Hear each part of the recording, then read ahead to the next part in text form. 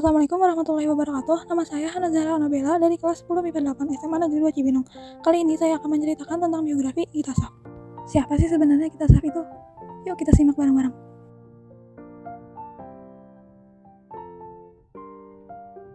Gita Savitri Devi atau yang lebih dikenal dengan Gita Saf adalah konten kreator video YouTube, blogger, dan influencer media sosial.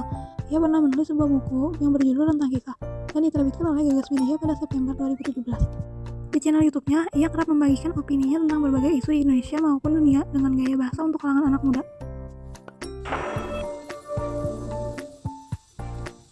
Gita Savitri Devi lahir di Palembang, Sumatera Selatan pada 27 Juli 1992. Kedua orang tuanya berasal dari Palembang. Sejak kecil, Gita harus hidup terpisah dari ayahnya karena ayahnya tinggal di Amerika Serikat untuk bekerja. Meskipun Gita Savitri lahir di Palembang, namun sejak kecil hingga usia 18 tahun ia tinggal di Jakarta. Gita juga memiliki adik perempuan yang berusia 4 tahun lebih muda darinya yang bernama Anastasia Adeline. Gita kecil bukanlah sosok yang senang dengan orang tua. Gita melihat ibunya sebagai sosok diktator yang menakutkan, membuat Gita kecil takut sekaligus membenci ibunya. Terkadang Gita iri dengan teman-teman sebayanya yang bisa terlihat harmonis dan akrab dengan kedua orang tua mereka. Kita tidak bisa demikian. Satu-satunya hal yang bisa kita lakukan adalah menuruti semua perintah ibunya. Alhasil, kita sudah disibukkan dengan berbagai macam kursus sesuai arahan sang ibu. Jarang bagi kita untuk bisa nongkrong cantik bersama teman-temannya. Puncak ketidakcocokan Gita dengan ibunya terjadi saat ia kelas 2 SMA. Banyak keputusan Gita yang diarahkan tanpa penjelasan. Apapun yang ibunya bicarakan atau lakukan selalu Gita anggap buruk. Saat SMA, Gita juga pernah mengidap penyakit getah bening dan DBD yang mengharuskan dirinya dirawat di rumah sakit selama 1 minggu. Setelah sembuh, Gita jadi sering berpikir kalau ia tidak pernah menunjukkan sedikit pun rasa hormat kepada ibunya.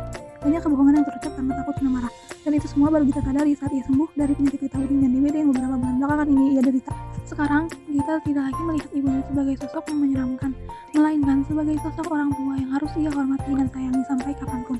Hari demi hari berganti, Gita sudah lulus SMA. Dunia perkuliahan menanti di depan mata.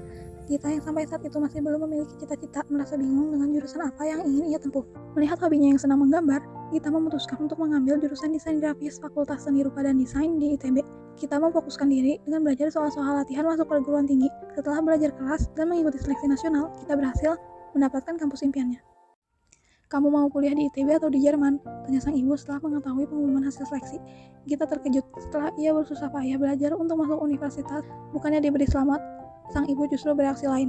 Gita merasa semua usahanya tidak pernah dihargai. Gita kembali dilanda kebingungan. Ibunya memberi pilihan yang sulit. ITB sudah di depan mata, sedangkan Jerman terlihat menarik untuk dicoba. Melihat ayah dan ibunya yang dahulu juga tinggal di Jerman, Gita memilih Jerman dan melepaskan ITB. Sayangnya nasib Gita tidak sebaik itu. Ibunya telah memperoleh informasi tentang perkuliahan di Jerman yang menerima mahasiswa minimal berusia 18 tahun, sedangkan saat itu usia Gita baru menginjak 17 tahun. Gita harus menelan pil pahit dengan menunggu selama setahun sebelum ia berangkat ke Jerman. Waktu senggang selama setahun sempat Gita keluhkan. Lambat tahun, Gita mulai menerima waktu senggangnya. Ia menghabiskan waktu untuk bersantai dan nongkrong bersama teman-temannya. Setahun berlalu, Gita benar-benar berangkat ke Jerman. Ia pertama kali menginjakkan kaki di Berlin, Jerman pada tanggal 30 Oktober 2010. Gita mengalami culture shock berupa sistem pendidikan di Jerman. Sistem pendidikan di Jerman memang berbeda dengan yang ada di Indonesia. Di Jerman, calon mahasiswa yang berasal dari luar Uni Eropa harus menempuh studian kolega beserta tes tulisnya selama 2 tahun sebagai syarat masuk perkuliahan di Jerman. Gita banyak mengerjakan latihan soal sama di Jerman karena jika tes studian koleganya tidak lulus, ia harus dipulangkan ke Indonesia. Gita memang sudah kursus bahasa Jerman semenjak kelas 2 SMA, tapi hal itu tidak membantu Gita ketika benar-benar terjun ke bumi Jerman.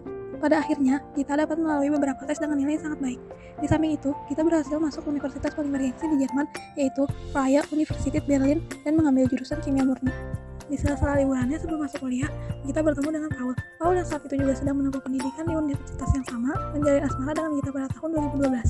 Pada tahun 2015, setelah pertemuan panjang, Gita memutuskan untuk berhijab. Setelah berhijab, Gita pun merasa hidupnya menjadi lebih baik. Setelah bertahun-tahun menempuh pendidikan di bangku kuliah, pada tahun 2017, Gita pun lulus dari Freie Universität Berlin. Kehidupannya di Jerman terus berlanjut hingga tak terasa 7 tahun berlalu. Banyak pengalaman serta pelajaran yang Gita dapatkan selama 7 tahun di tanah rantau. Hubungan Paul dan Gita semakin dekat. Keduanya memutuskan untuk menggelar lamaran dan membawa hubungan mereka ke jenjang yang lebih serius. Kisah asmara Gita dan Paul pun berakhir di pelaminan. Keduanya menikah pada 4 Agustus 2018 dan menggelar pernikahan di Palembang, Sumatera Selatan. Karir dan kehidupan Gita Saf saat ini. Gita mulai membuat akun YouTube sejak tahun 2009. Saat itu, Gita yang mempunyai hobi bernyanyi tersebut mengunggah video cover lagu di YouTube. Ketika melanjutkan pendidikannya di Jerman, ia pun tetap melanjutkan aktivitasnya membuat cover lagu dan menambah konten vlog tentang kehidupannya di Jerman. Ia juga kerap membagikan opininya tentang berbagai isu di Indonesia maupun dunia secara kritis dan lugas, namun tetap dengan gaya bahasa khas anak muda. Tidak heran bila Gita menjadi salah satu tokoh yang banyak diidolakan. Pada 2017, channel YouTube kita berhasil masuk nominasi YouTube Creators for Change Fellows. Dari 27 creators di seluruh dunia, kita terpilih menjadi perwakilan dari Indonesia untuk mengangkat isu-isu kemanusiaan dan sosial. Pada tahun yang sama, di tanggal 10 Mei, kita merilis lagu berjudul Seandainya di iTunes dan Spotify. Lagu tersebut merupakan proyek kolaborasi dengan suaminya Paul Kartohap. Kita berhasil menerbitkan buku yang berjudul Rentang Kisah pada 2017. Buku yang ditulis Gita ini menceritakan pengalaman hidupnya yang akhirnya mengubah Gita menjadi sosok yang berpikiran terbuka. Selain menulis buku, Gita juga rutin menulis di blog pribadinya. Dan pada tahun 2020, buku Rentang Kisah akhirnya diangkat ke layar lebar. Hidup adalah proses bekerja keras, semangat, pantang menyerah menghadapi kesulitan, dan konsistensi pada sebuah pilihan, baik itu pendidikan, karir, maupun kehidupan personal. Sikap Gita saat harus menerima keadaan sosialnya mengajarkan kita untuk lebih berani mengambil resiko untuk menempuh masa depan yang lebih menantang. Itulah sedikit ulasan tentang biografi Gita Saf, dari seorang yang biasa-biasa saja dan akhirnya dapat menjadi influencer yang berpengaruh di Indonesia. Demikian yang dapat saya sampaikan. Saya mohon maaf jika ada kesalahan. Wassalamualaikum warahmatullahi wabarakatuh.